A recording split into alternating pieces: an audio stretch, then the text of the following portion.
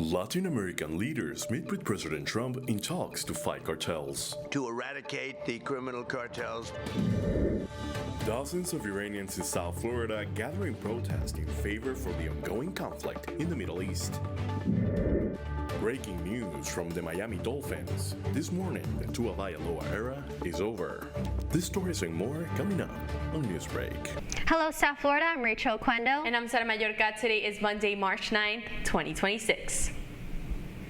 Live from the Lee Caplin School of Journalism and Media in North Miami, this is Caplin News. President Trump and a couple of other big names from the White House speak at a summit in South Florida. President Trump, alongside 12 Latin American leaders, convened in Miami for the Shield of America Summit. The gathering was formed in an effort to have the nations work alongside the United States in facing drug cartels. The president held the coalition in Doral, where he says that the epicenter of cartel violence is Mexico, and claims they are running the country. During the summit, he also laid out the methods for countering the cartels. To eradicate the criminal cartels plaguing our region. The heart of our agreement is a commitment to using lethal military force to destroy the sinister cartels and terrorist networks once and for all. The president then complimented Delcy Rodriguez, Venezuela's interim president, and her efforts to counter Chinese interests. Trump also repeated his predictions about Cuba, claiming that it's in its last moments of life, but expects a change coming to the Caribbean nation. Breaking news from the world of sports, the Miami Dolphins are parting ways with their quarterback. The team made the announcement earlier today with the combination of Tua's dead money and the dead money from the wide receiver Tyreek Hill. The Dolphins will take a hit of nearly $100 million to the salary cap over the next 2 seasons.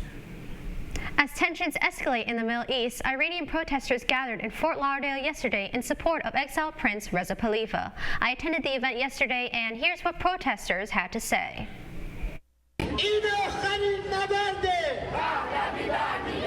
Iranians gathered to celebrate Supreme Leader Ayatollah's death here at Broward Boulevard. I was pretty happy. All Iranians are happy that President Trump helping us, and this is a rescue mission. Freedom for Iran! Freedom for Iran! As tensions in the Middle East rise, many share their own experiences with the regime and their fears for loved ones back at home. I lost my friend. We grew up together. My country has been in the 9th day of internet shutdown, meaning I haven't talked to my friends, family for 9 days. I have no idea what's going on. Despite Ayatollah's son being named Iran's new supreme leader, many are hoping that exiled Crown Prince Reza Khalifa will be able to lead a democratic transition for Iran. Crown Prince Reza Pahlavi has a unique voice. Everybody, as you can hear here and also inside Iran, are supporting him, and he has that power to become the transition power toward a democratic future. Congressional candidate Joe Kaufman shares what he has heard from Khalifa regarding plans for a regime change. Some years back, and he told me that if and when he became the leader of Iran, which I do believe is going to happen right away, that one of the first things that he would do, and he said he would immediately create a 3-party peace deal between America, Israel, and Iran, and that would be such an amazing thing. Many hope this will lead to a democratic change for Iran's future. Reporting from Fort Lauderdale, I'm Rachel Quendo for Caplin News.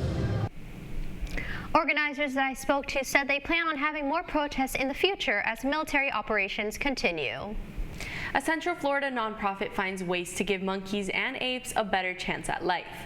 Talking Monkeys Project provides a long-lasting home for wild animals in difficult situations, rescuing them from abusive pet owners or finding them a home after research laboratories release them.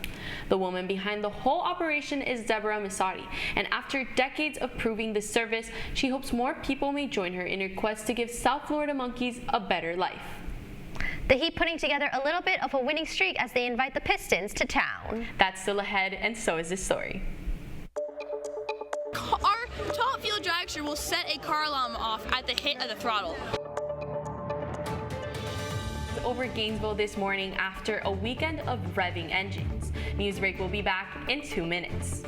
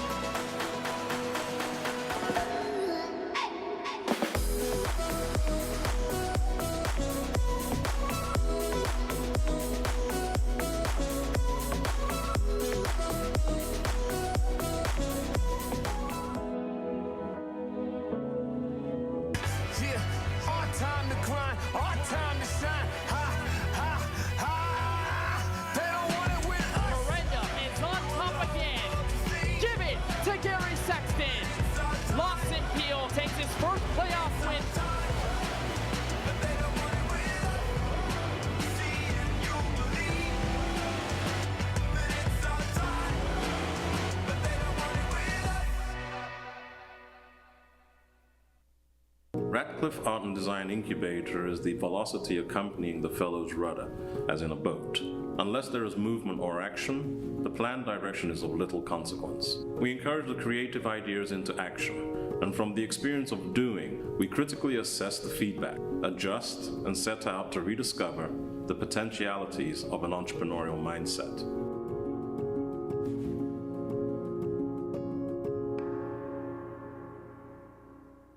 STEM is precise, no margin for error. Dare to forget that. Dare to have fun with it. Get weird with it. Dare to send those old STEM theories flying past the neighbor's house into outer space. Dare to program something internet-breaking, record-breaking. Dare to blow their minds. Dare to learn the difference between sedimentary and metamorphic rock. Go find those rocks. Dare to keep daring. Dare to STEM. Check out She Can STEM to get started.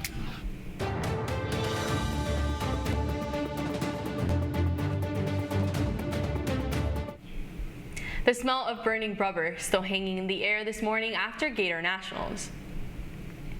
When these cars crackle to life, put on your hearing protection because the NHRA has returned to Gainesville for the 56th time. That's right, Sarah, and Caplin's Dylan Pizzet has more on the 12,000 horsepower machines. Been just absolutely epic. The fans' energy here at home, I can't put that into words. I mean, they kept me going. I was tired. I'm beat. You know, I know my guys are beat. You know, and they just kept. You know, everybody is standing around. Everybody's cheering when you do the warm-ups. I mean, I forgot what that felt like. A normally quiet Gainesville, Florida is alive with the sounds of nitro-burning top-fuel dragsters. These cars that are just behind me are getting ready to roar to life for the season opener of the National Hot Rod Association, the NHRA Gator Nationals. For 75 years, the NHRA has brought speed across America, and this year's season opener is no exception. In addition to speed, nitromethane burning cars and dragsters also bring power and fumes. Well, when I warm the car up, I don't pretend to be tough. I'm not tough when it comes to breathing in nitro, so I wear a mask every time. It is unlike, I mean, exactly what you said. It literally shakes your body. It sets car alarms off. Our top fuel dragster will set a car alarm off at the hit of the throttle. Ocala, Florida's Josh Hart had a big decision over the offseason. Keep running his faltering top fuel team or drive for the biggest name in all of drag racing. Hart made his decision, setting the track speed record Friday, the #1 qualifier Saturday, and capping it off with a race win on Sunday. I mean, it was just awesome. It was, last time I did this, it was started up. I think we just beat it. And we crushed every record that I've had in my career, all in the first weekend with John Force Racing. So, those guys are absolutely awesome. The most professional team I've ever been a part of. And the NHRA will return to Florida next year for the 58th annual NHRA Gator Nationals in Gainesville, Florida. Reporting in Gainesville, I'm Dylan Pizzet, Caplin News. After years of serving his community and country, residents find a way to commemorate a local hero. Kenny Hodges, a longtime coach for the Winter Park Tigers and a former commissioner, received the Lifetime Achievement Award from former players and coaches. On Saturday, a large crowd gathered to present the award along with the surprise. A collective of $20,000 was raised to buy him a new car. Coach Kenny says he's never going to forget it. The Miami Heat kept their momentum rolling Sunday night at the Kaseya Center with a strong performance against the Detroit Pistons. With a couple of three-pointers, Miami set the tone early, an 18-point lead in the first quarter and a building of 25-point advantage in the first half. Tyler Herro led the way with 25 points alongside Bam Adebayo, who amassed 24 for the Heat and reached a major milestone, surpassing 10,000 career points. Detroit tried to chip away in the third, but Herro caught fire, knocking down 3 straight threes in less than 2 minutes to put the game out of reach. The final score was Miami 121, Pistons 110. The Heat will host the Washington Wizards tomorrow at 7:30 p.m. That's all the time we have for Newsbreak. I'm Sara Mallorca. I'm Rachel Quendo. Get more news anytime at caplinnews.fiu.edu.